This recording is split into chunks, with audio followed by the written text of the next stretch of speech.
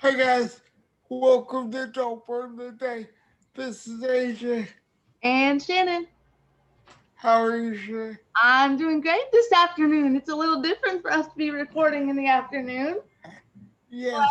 You had some plans after the show, so we had to jump in and organize. And we have a special guest today, and I'm gonna go ahead and let you introduce him because you know him so well. Yes, Um, I sure do. who you got with you today? I have my brother Casey, who is also my uh, care pers- Yeah, person. you guys, that's what we're gonna be talking about today. Is um, what's it like to have a sibling with a disability, and also what's it like to care for a sibling with a disability. And when AJ brought this to me, I thought it was a really cool dynamic because we get to see Casey's side and AJ's side, so it's interesting. So I'm just gonna let him jump in, and we'll let the boys take over. Okay, uh, Casey, well, when did you Wait, first? Casey, you want to introduce yourself first? All right. Yes, my name is Casey. I'm AJ's younger brother. Um, I'm also his caretaker. I've been working with him for a little over 10 years now, or Wow, that's pretty crazy. almost 10 years. Has That's it been, crazy. has it been that long already? Yep. Well, I would like to think, and it's my idea that you pretty much have been working with him all his life because you're his younger brother, so you've been around him all his life. But the dynamic as far as a care worker has changed in the last 10 years, right? Yeah, well, I wasn't getting paid for it, and Right. Yeah, exactly. So, AJ, you want to jump in with your questions? I know you got some things on that side for him. Um, First off, when did you first realize I was uh, disabled? Like, Ooh. um, I don't know, probably sometime when I was little. I mean, I never really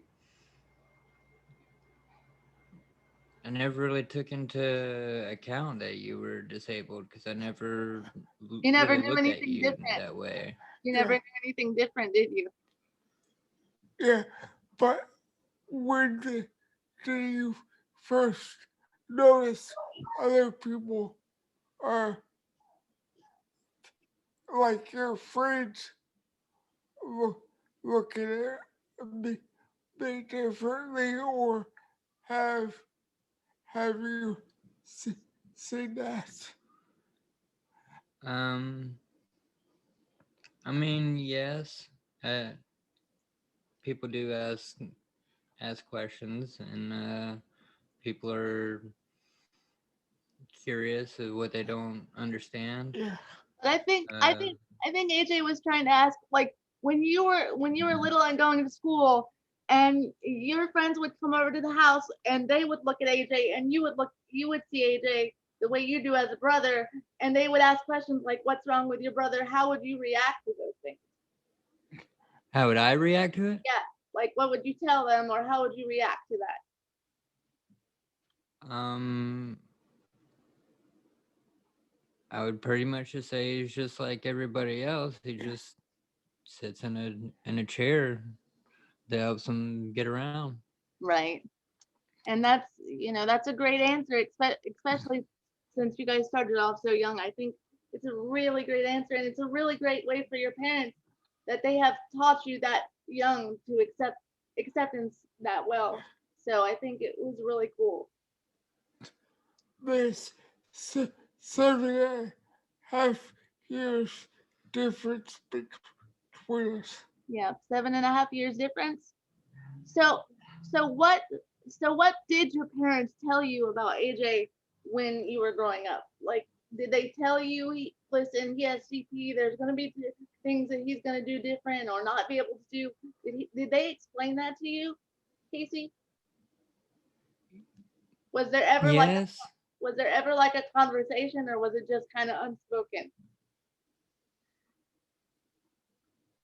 Yeah, they did tell me that, AJ is different than me.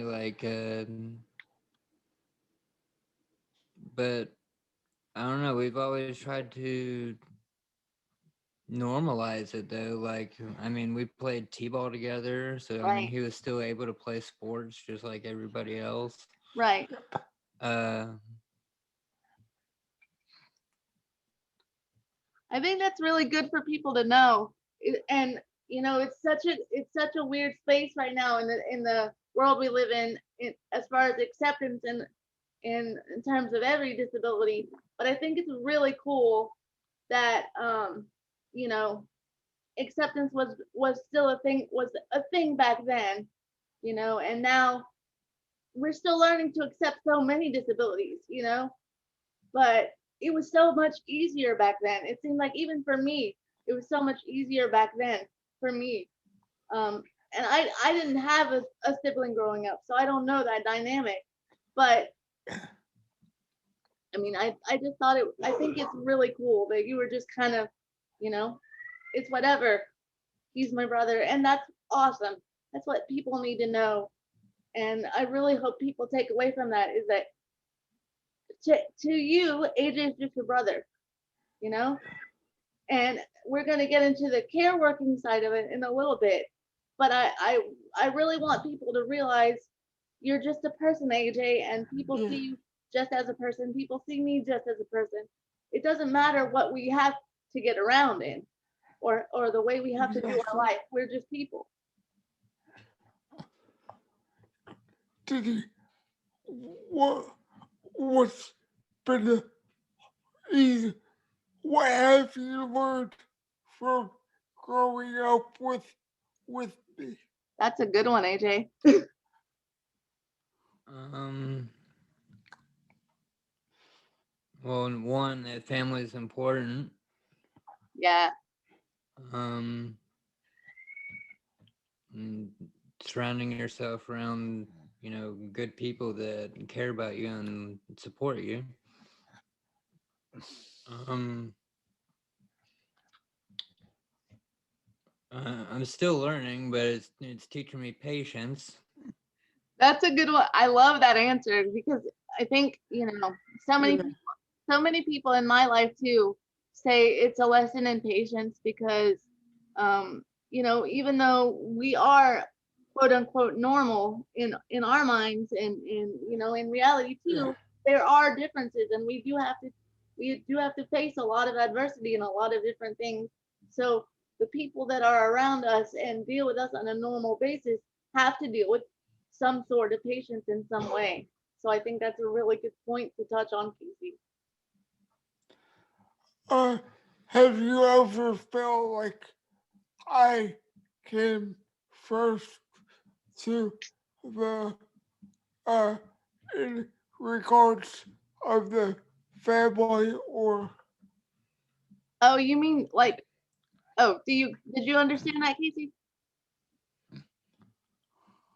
Well, you being the older brother, the first child, that's more of what I'd kind of put it under as though they're giving him more attention because he's older, and I guess a little bit because you need help with some things, but Did uh, did you ever feel in any way slighted, like you were being left out of things because AJ had a disability or AJ has CP, so we have to go to therapy or we have to yeah. AJ surgery or we have to, AJ gets this first. Did you ever feel like, my gosh, like all this attention on AJ? Well, what about Casey? Or did your parents have a good dynamic where that was concerned?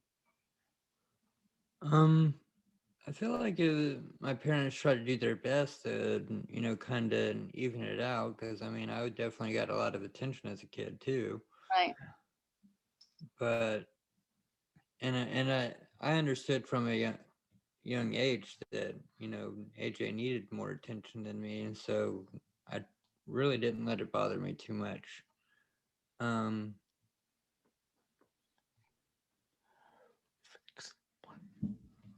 What? what like I think what I would like to know is I think how did the dynamic change from being young and growing up through adolescence and now being older and like kind of living with AJ and knowing AJ as a man and not a boy anymore. Like how did that dynamic change for you?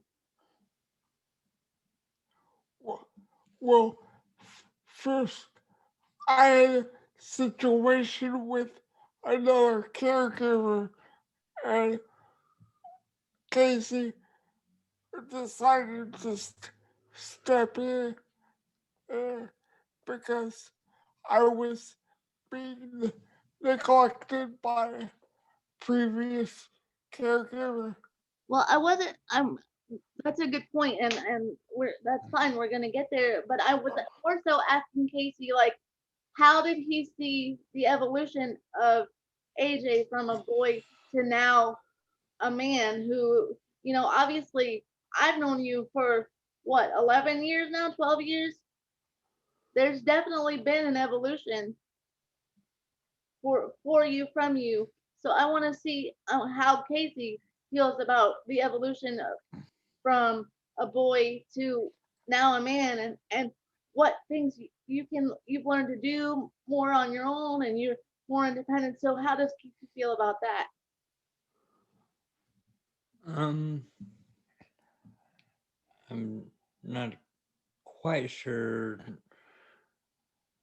um if I I mean, understand the question okay, right, let me but let me ask it in a different way. I Okay, mean, seeing AJ, seeing how driven he is, and there, that's seeing there, that's what he's doing, like building this podcast, right, like I don't know, just inspiring, right. That's motivational. the kind of thing I was. Uh, like I wish I had half the drive that AJ has. There you go.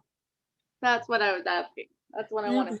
You, you do, you just need to find your outlet to place your uh, motivation or your drive toward what you want to do. Oh, big brother's talking to little brother. You guys got to give him a minute.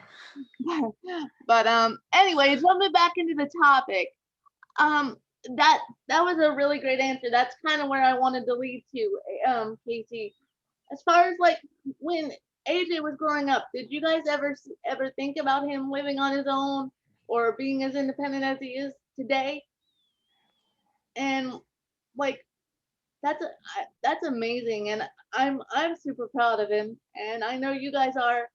And where did you at what point did you step in and say, okay, I decide I want to be his caregiver, and what does that mean for you?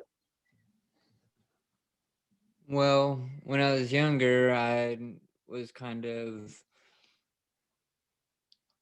I guess selfish would be a good word. I was kind of in my own world, wanted to focus on me, and AJ had just moved out on his own.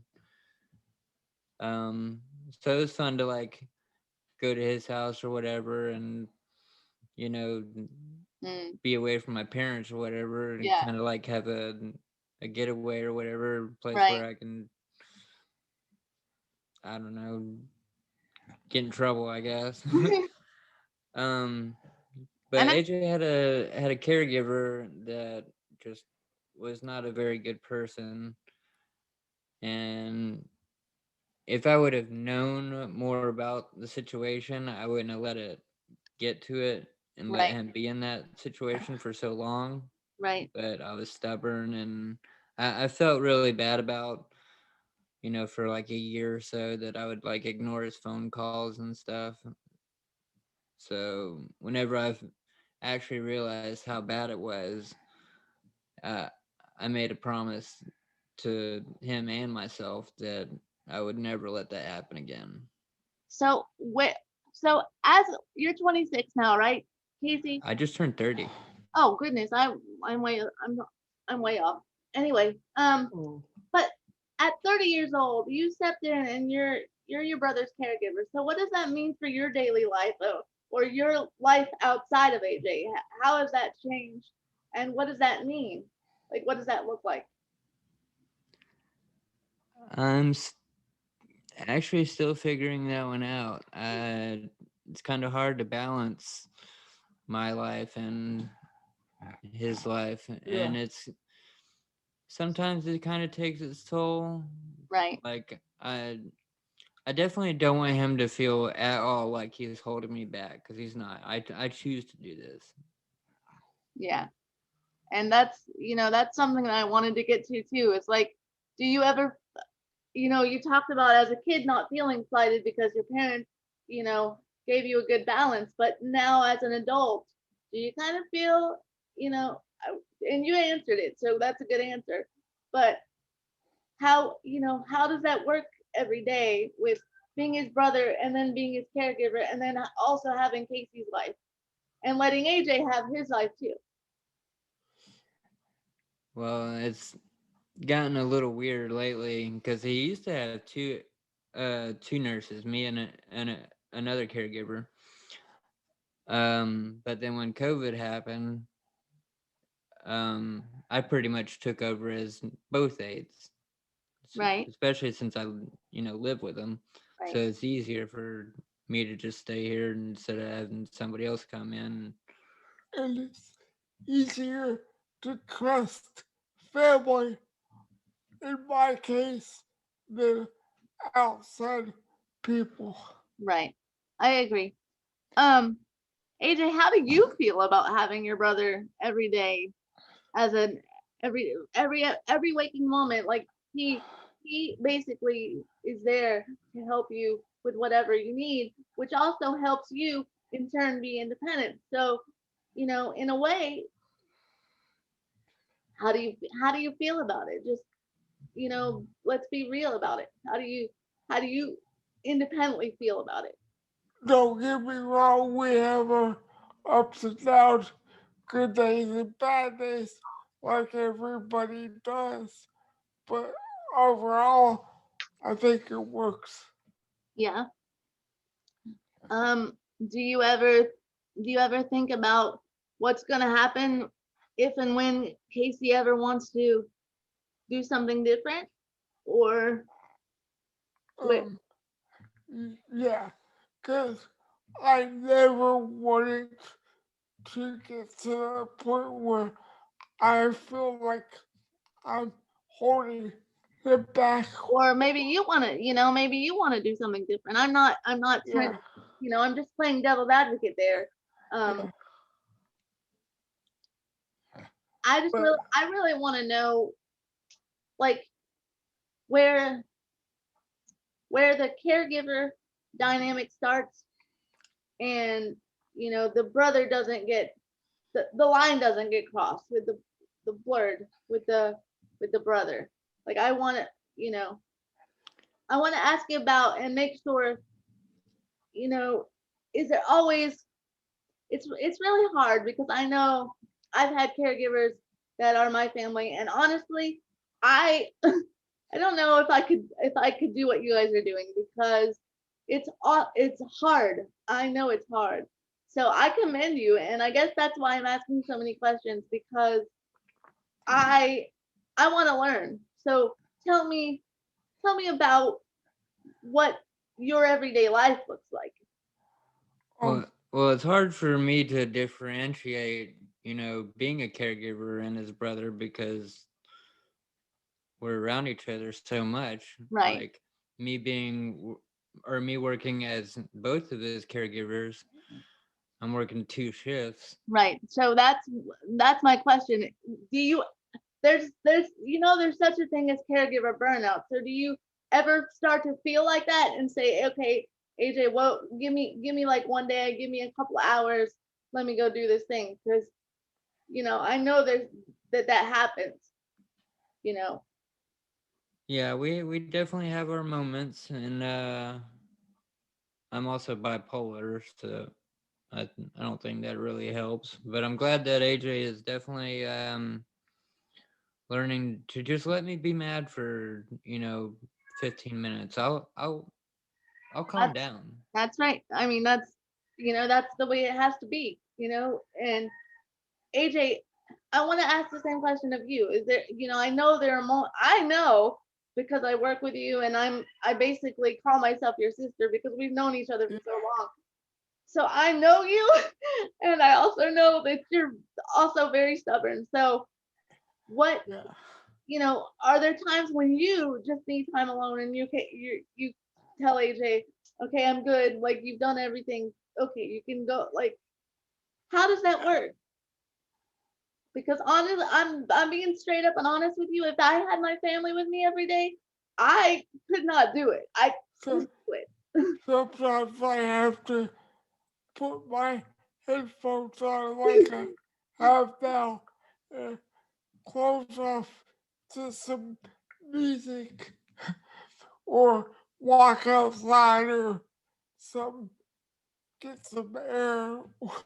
I think you guys have I mean, I commend you because I think you guys have an amazing relationship. And Casey, you have done a wonderful thing to step in as his caregiver, like double caregivers basically.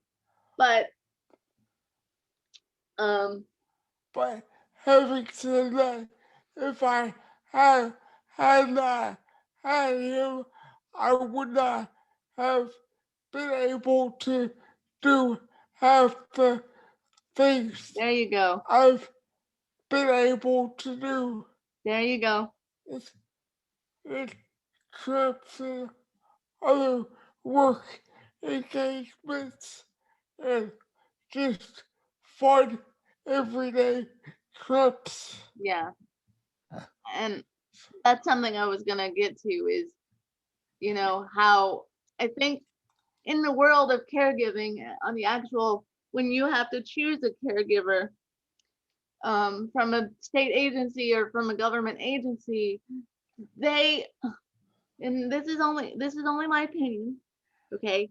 Most of them, the majority of them, only do it, only see a paycheck, right? Yeah, So, they get into this job and, oh, it's going to be easy money, or oh, it's going to be money, money, money, money, money. They're money driven.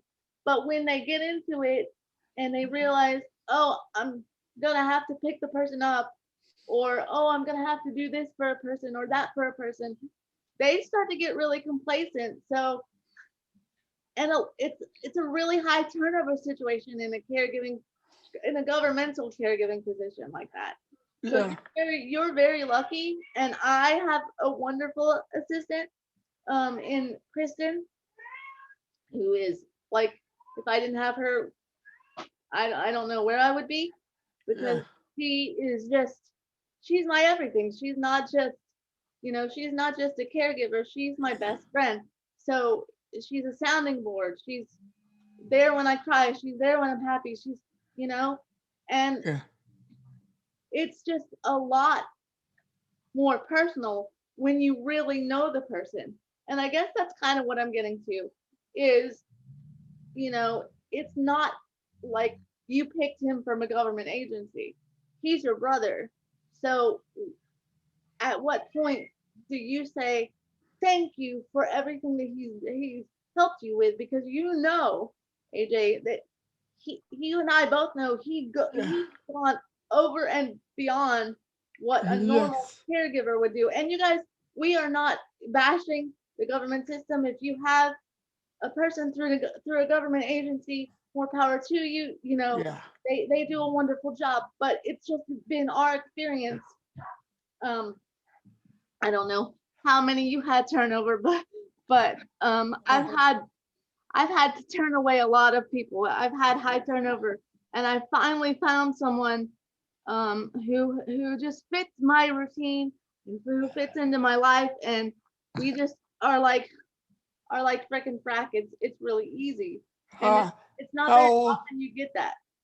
how long has Kristen worked with you? Oh goodness.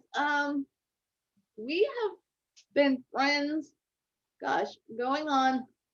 Want to say we've been friends going on 11 years. She started working for me. Well, she's worked for me at different points. Like there's been, Okay, different times in life where she worked for me, and then she stopped, or I moved, or something happened, and then she's worked for me again. So over the past, I would say probably about the same, maybe maybe about 4 years less than you and Casey. So probably about 6 years, Okay. you know, on and off. And right now she's working with me. So, and I'm telling you, my life would not be as fulfilled without her, because there's specific things that, you know, everybody's a person. Everybody has their own kind of ins and outs, but it's really interesting when you find a person that just gets you, Yeah. and you don't have to tell them, hey, this is what I need, or this is how I need it done, or this is how I want to get dressed. They've been with you so long, and they know your routine, that they know you. That's exactly it. And so, it's really easy for me to pay, or not feel bad about paying Kristen, because she goes above and beyond what a normal caregiver agency provider would do. And I again, I have to give a disclaimer: if you work for an agency and you're a provider, I'm not bashing you. We love you. Thank you for what you do. Yeah. But Thank you for your service. yeah, We're exactly. just telling our experiences. Right. Yeah, And and I don't mean to cut y'all off, but I right, truly respect any caregiver that comes through your house, because it might be easier for me because AJ is my brother, right. but for a stranger to leave their house and go to somebody else's house and You're right. do You're some of right. the things that we have to do, it's not very fun. Like, I don't particularly like wiping butt, but This is I get paid for it. fully open conversation. So I'm glad you jumped in and gave your points, and I want you to, Casey. That's what it is. And you're absolutely right. I And, think it takes a lot for somebody to come into somebody's house and do what they do. So you're right. and the thing about an agency, you might not know the clients on an everyday basis. It, it may change on an everyday basis. You may not have the same client. But the thing for me is, this is what it is, and this is just my opinion, and you guys jump in with whatever you have. But if you're in if you're going into a job that you know is going to be a caregiving position, okay, and you are interviewed by the said person, say I'm interviewing somebody from an agency, okay, and I say, I have cerebral palsy, I need you to help me, not really bathe, because I can physically do that myself, but I need you to help me in and out of the shower, and I need you to, especially, and especially if you have a job, or if you are going to school and you have to be on a time limit, and you're you yourself, me, the client, is expected to be somewhere at a certain time, and they don't get there until 2 hours past your time. That's what bothers me about agency caregivers, is I've that had I feel, now to all my past caregivers who might be listening to this, Tay, Alicia, I love you. You guys have been great. But there are some caregivers that are just in it for the money. And, like, let's face it, they Yeah, don't. and there are some caregivers that are just not very good people, and they will take clients' prescriptions. They will take Yes, money, and yep. You're exactly right. And I feel I feel that, the majority of the people that I've dealt with, I started getting services when I was 17, because I moved out. So yeah, from 17 on to almost 40, um, I've gotten services, and every single person besides 3 people, and I named 2 of them and Kristen, have done me wrong in some type of way. Um, Wow. I I have I've had jobs that I've had to get to. I've had college, and Yeah. it's been really difficult to find somebody who would respect that I'm an adult, first of all. Yeah. And if you're coming in my house and you're doing services from me, then you're gonna do what the client, need you to do. And that what some book or some type sheet may say.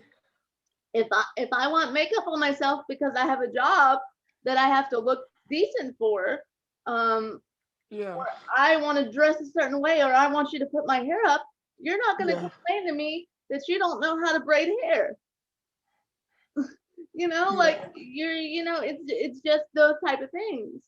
And if if I go into an interview and I tell you I need A, B, and C and D, and these are the things that I'm telling you I need, then if you can't provide those, don't even start the job. Because I've had people tell me I am too independent for them to work with. What? Yeah. I mean, I've had people literally, honestly come here or come to wherever I was and honestly just sit around because I do everything. Like Yeah. I'm not taking away from anything that you do, but I'm giving you my experience in a lot of it. Um, a lot of times they come here or have come to my prior houses and just sat around or laid around on the couch and really not done anything, you Yeah, know? we've had other nurses do that too because AJ is pretty self-sufficient.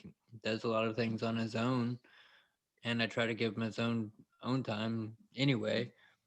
And then if the house is already clean, Exactly. That's the thing too, because uh, go ahead, Case. sometimes I understand that there's nothing to do, but I don't know. Then again, I also kind of feel like you gotta keep busy or It's Because like, what are you getting paid for? Not exactly. just sit on your butt Exactly. Yeah. all Um, day. and the thing is, for me, I'm pretty independent and I've always kept my house like pretty well on my own. Just a few things here and there that someone would have to do if I was independently on my own. Like sometimes the vacuum's really heavy, so it's hard for me to do that. So the person coming in might vacuum or mop or you know scrub the tub or anything because I really can't bend that far over. And a lot of times they will tell me no because their back aches or this or that. Well, are you kidding me? Because I've done everything else and you're here for 6 to 8 hours a day. So, they're getting paid whether they do stuff or not, but they're supposed to do those things. They're supposed to make sure that I have what I need, which is, with the physical part of getting dressed with whatever I can't do. And then Which, if I want to go out, they have to take me because I can't drive. I think you either have to suck it up and do your job, or if you can do your job, make sure you call in and get somebody to cover you. That way, the client's covered. You can't just let them lay in bed all day. And that's another point that Casey has that I wanted to touch on. A lot of people, will say, oh, once they realize that I'm so independent, they will call in and say, oh, I'm sick or oh this and or you can do that, so I'm not gonna come. Like you're still getting paid. It's still your job. which is another thing I don't understand is how much insurance pays the companies and the companies don't pay the Oh yeah, workers. and I know um the feud between agencies and insurance is one that is a huge one. And I am very lucky that just a few years ago, I don't know, and I'm pretty sure you're on the same path, AJ. Do you have CDC, I got client directed care, or something like that, right? I got the ICWP program. Okay, so that's kind of the same, I think. And I'm so glad that we're moving away from big agencies because you're right. You're absolutely right. A client is allotted if you have if you're on any kind of waiver services, the client is allotted a certain amount of money due to what the textbooks say their disability should be. Okay? And then that amount of money is allotted for whatever they need services wise. If you need a PCA, if you need in-home care, like you pay Casey, right? Yeah, But these people that are coming from agencies, that's why a lot of them don't do the work because they don't get paid enough. yeah, Because the agencies are the ones that are getting the big chunks of money and doling it out however they see fit. But I enjoy the CDC because I, the client, have control of who I hire, how much money I pay her, and how many hours she works and what she does for me every day. And I feel like the more client directed it is, the more, first of all, independent I feel, yeah, the more secure I feel in the person that's coming because I know she's coming because I know I'm paying her yeah. and I know her. And if you pay a good wage, they're more willing to help you out. And And also, they're more willing to step outside of the box and do things like, I mean, let's face it, not every person needs to, not every person gets to go on trips or, be advocates like you and I, AJ. We've just been afforded those luxuries throughout our life, but you know, we have been able to, I have been able to go to a lot of my events because um, Christian has been there, or because I did have a PCA that was there to help me drive and go there, and I know the same for uh, you. You know, uh, so you have to make it beneficial for them, and that's a discussion that I want to get into as well. Is what would what would make uh, PCA's like job easier? Yeah, what Casey, and I guess I'm directing the question at you, or we're directing the question at you. As as a caregiver, as a PCA, what do you think that agencies still need to work on, or these companies still need to work on to make the job of a PCA more interesting to somebody, a prospective employee? Um, I think well, I can't really speak for other companies, but uh, Just in general, I think that what do you think? there needs to be more discussions on the clients being actual people. Look at them as actual people, not just a client, and Yep. you're there to help them do one or two things. Like you're there to build a bond. Like Yeah, And that's you awesome. have agencies that won't let their workers build bonds with people. Bec- You, you need a bond with whoever's working Absolutely. I with. 100% agree with that. 100%. Otherwise, you can't build trust with that person. Nope. I One, mean, I if they've got your life in their hands when they're in your home. I also feel like, and this is maybe just my opinion, but I also feel like it's really important to build a bond because, and you said it, Casey, we are people. We're not just a body in a wheelchair. Everybody's different. Everybody has their own moods. Everybody has bad days. Everybody has good days. Sometimes I feel like shit because CP isn't wonderful that day. So that person is going to have to deal with that side of me, or, yo, look, I've got cramps, I've got this, I've got that. So just kind of go with the flow. Like if someone knows you, then they can read it all over your face. They know, okay, today needs to be a little easier than yesterday because this is going on or because that's going on. Yep. And a lot of people, I don't know if this is for y'all, but in my experience, a lot of new caregivers that are coming into a situation just really have patronized me and not made me feel like a person, and like I've literally had two people talk about me exactly being in the room, like when I was right in the room. Oh, well, she does this or she does that. Excuse me, like I'm a grown woman, you know. Exactly. And it was especially different for me, and I'm going to tell a little backstory here.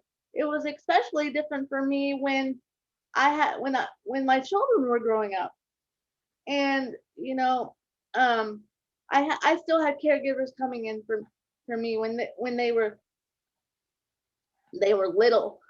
So for them to see me taking care of my child, they were blown away, and they would ask me how, and I'm like, well, sit back and watch because I'm doing it, you know.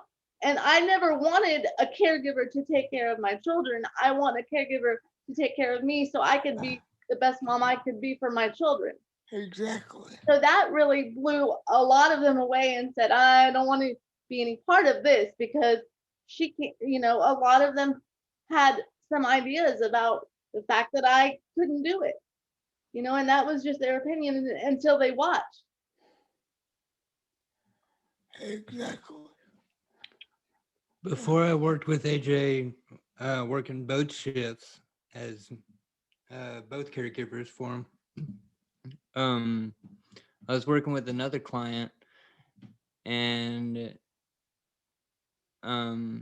the nurses that would help him, they would only give him a sponge bath in bed, and he had a nice roll-in shower, but he'd never been able to use it or whatever. And so I picked him up and put him in the shower chair and got him in the shower, and that was the first time he got to use a shower. You know how sad that is? That's really sad that somebody has to go that long without feeling what it feels like, and it kind of dehumanizes someone. I would feel like, I don't know, and that's in my opinion.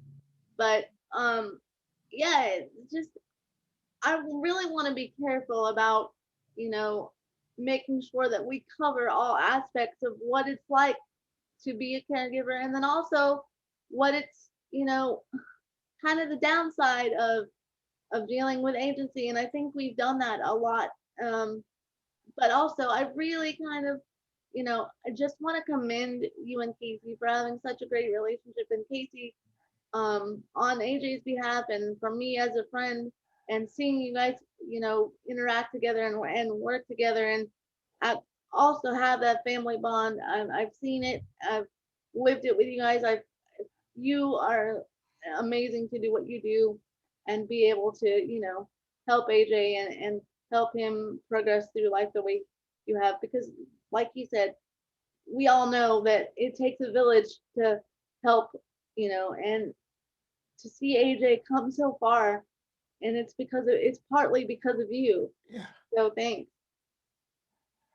I try. But it doesn't cost anything to be a good person. You're right. You're absolutely right. But But do you agree? Now this is me, and this is just a question. Do you agree that it takes a certain type of person to be a caregiver? Most definitely. Oh, yes. Yeah. Yes. Indeed. Yes. I definitely agree with that.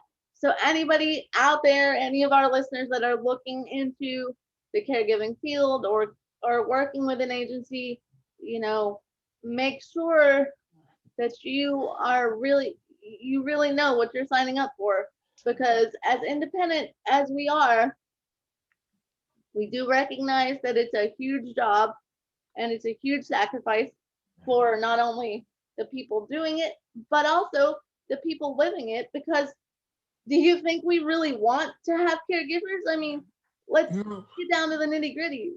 Everybody that has a disability that needs a caregiver, in the back of their mind, they really don't want one. Yep. Because I can't tell you how many times I've looked at Kristen and been like, I love you, but damn, frankly, I wish that I could do this. You know, as Yeah. independent as I am, I wish that I could do this or that or ABC.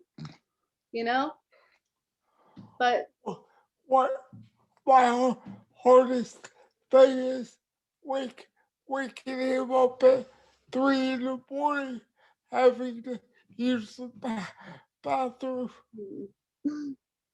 yeah, Uh, Yeah, I would say that's probably the hardest part of my job.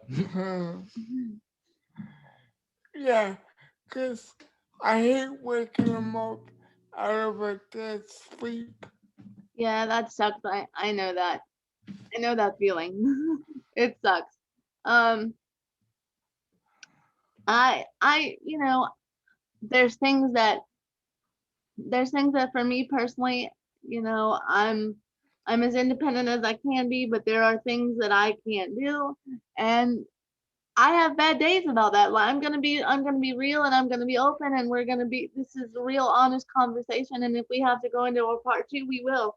But it's it's been really hard for me because I'm a very, like,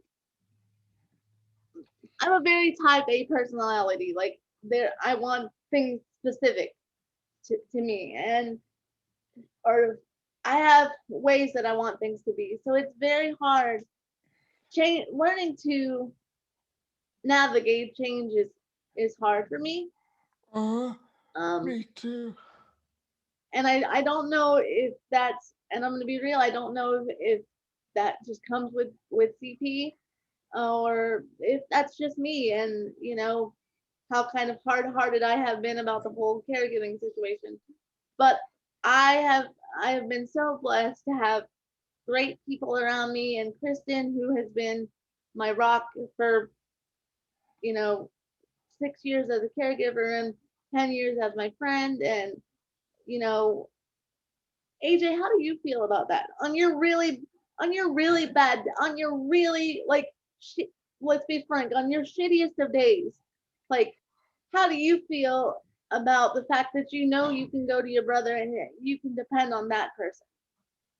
Um, it makes it a whole hell of a lot easier, Yeah, it does. but it's still difficult knowing there's some things that You can't do. uh, on paper looks so damn simple, but in I reality, Yeah, it's not. yeah.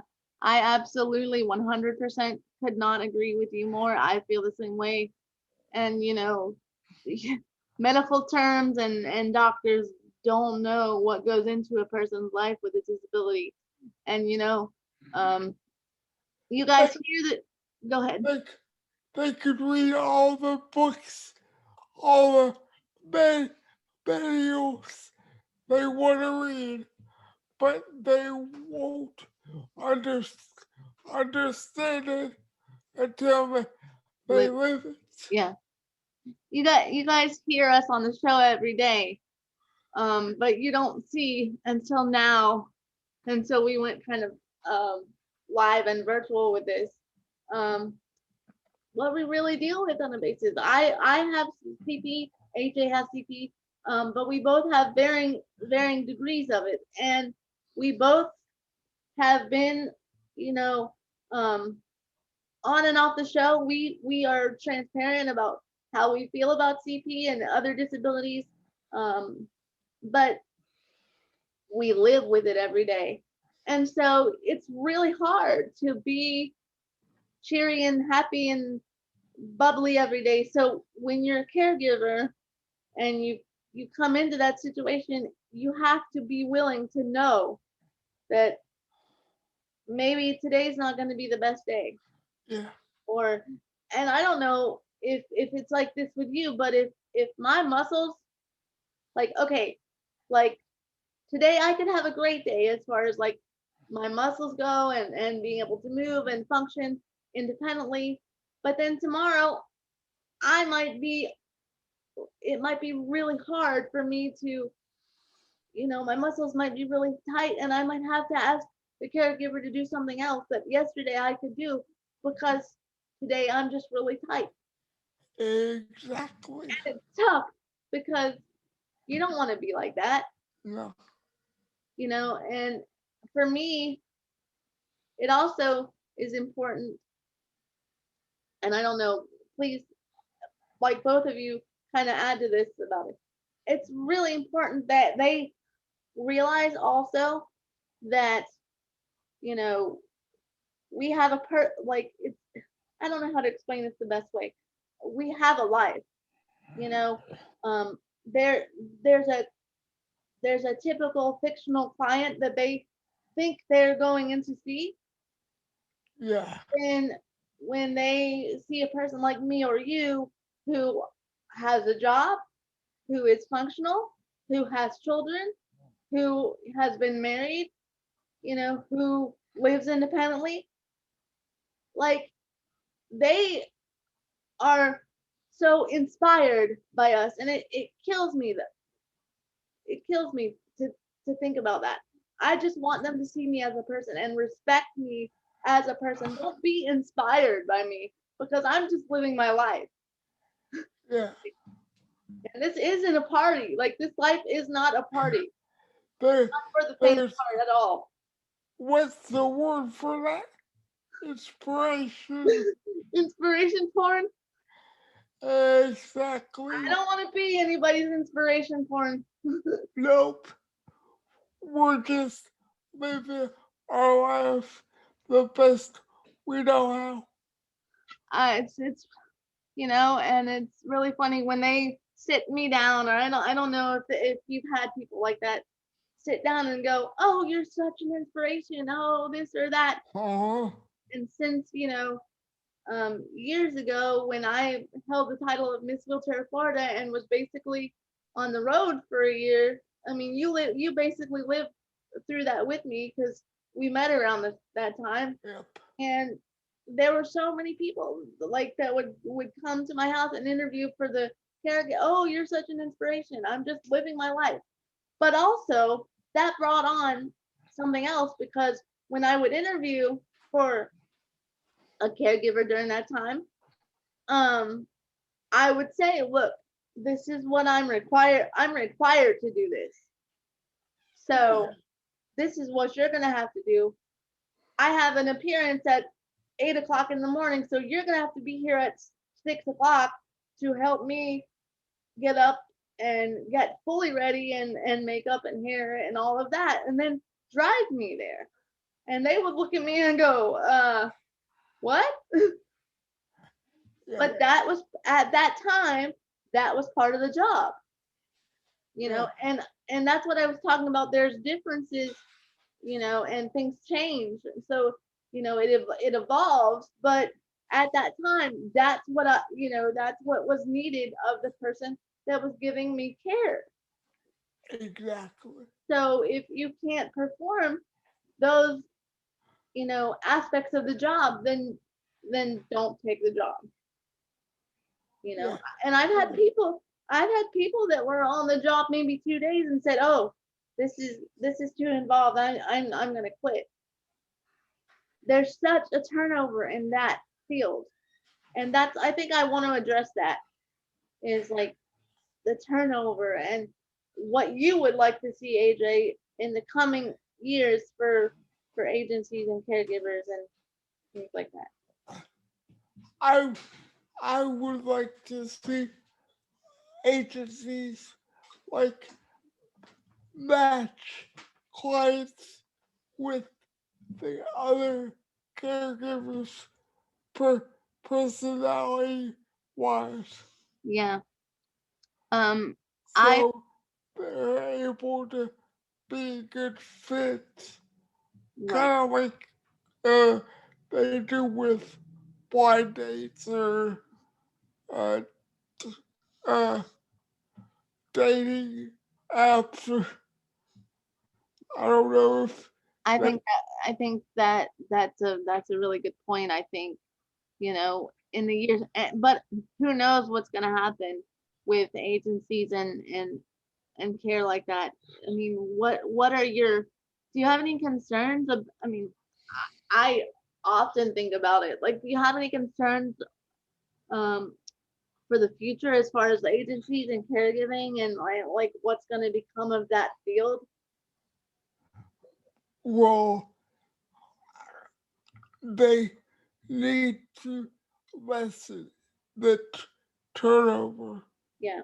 in the agencies. But I think And like we said, if they paid people better, gave them actual benefits like an actual company, they would be more, stick yeah, stick around. yeah. Um, and I think it's really important to touch on this, and Casey, I think you did a little bit. Um, the difference between nursing home caregivers and independent caregivers who care for people like AJ and I.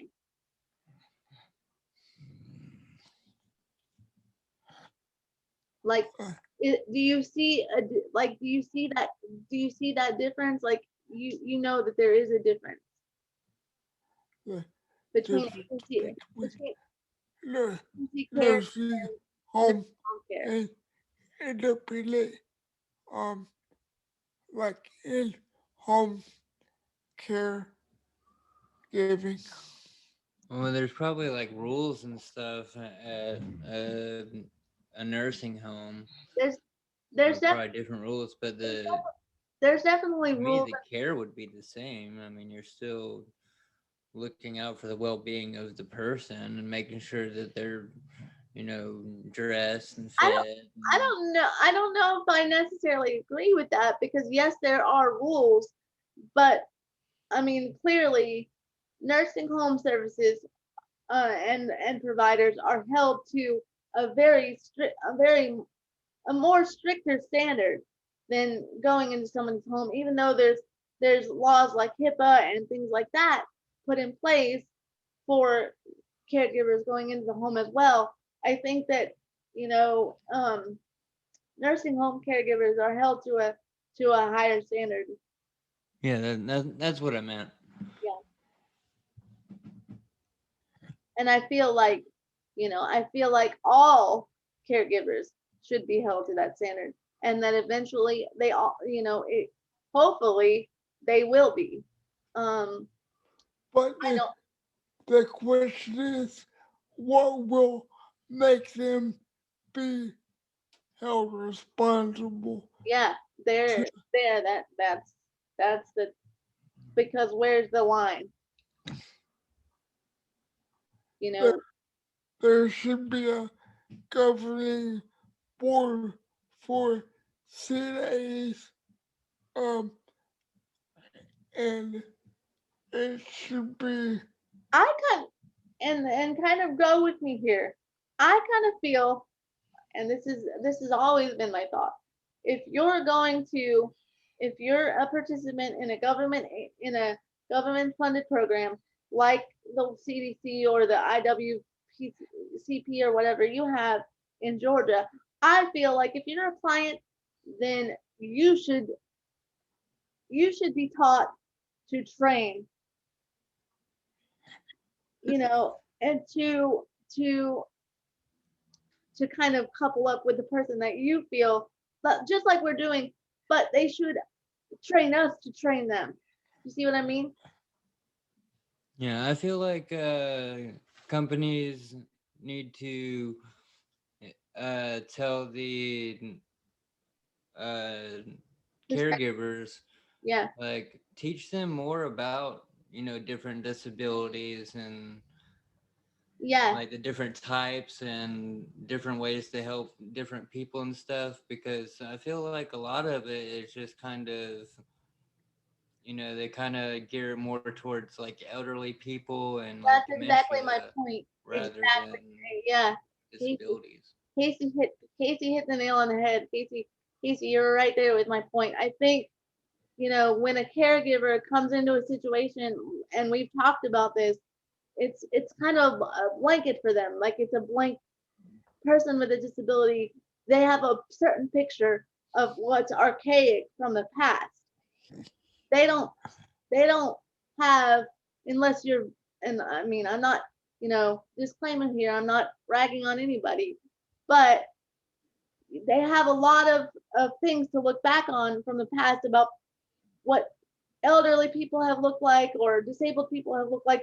But the new generation of disabled individuals look so different than we did years ago.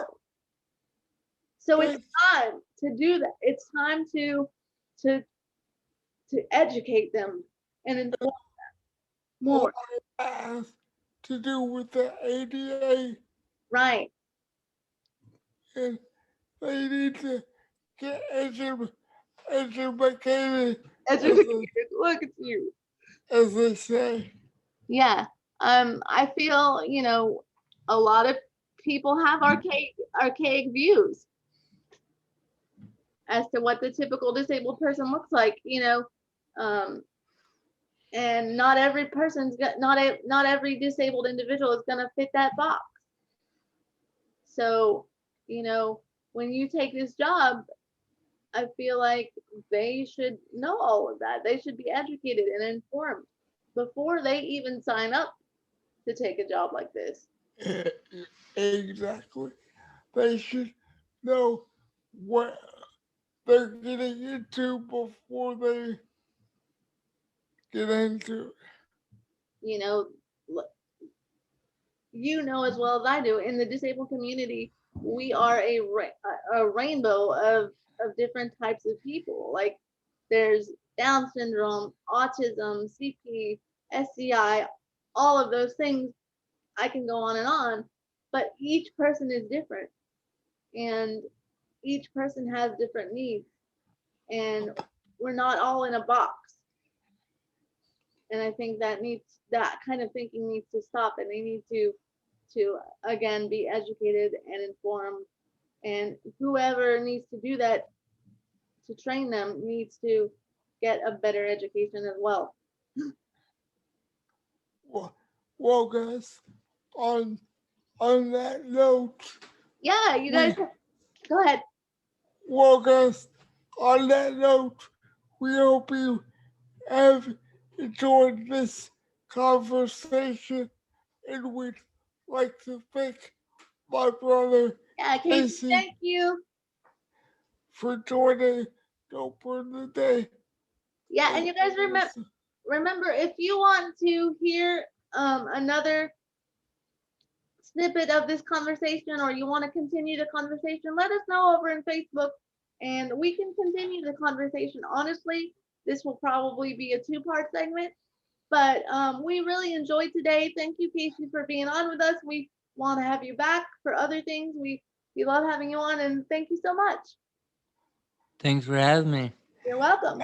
and uh, remember, guys, Dope for the Day Don't burn the day. is we have some great content coming your way very, very soon. Yeah, and you guys remember to check out all our Facebook for check out our Facebook group and page for new information, new content, and some information that um, you might find very interesting in the next couple weeks. And like we talked about a little bit last week, we have some really huge opportunities coming, but we can't do it without your help.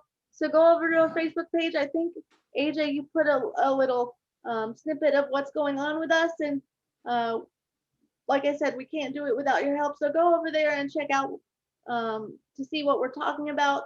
And thank you guys for hanging with us. I know this has kind of been a little longer than we expected, but we were just in such a great conversation. We didn't want to stop.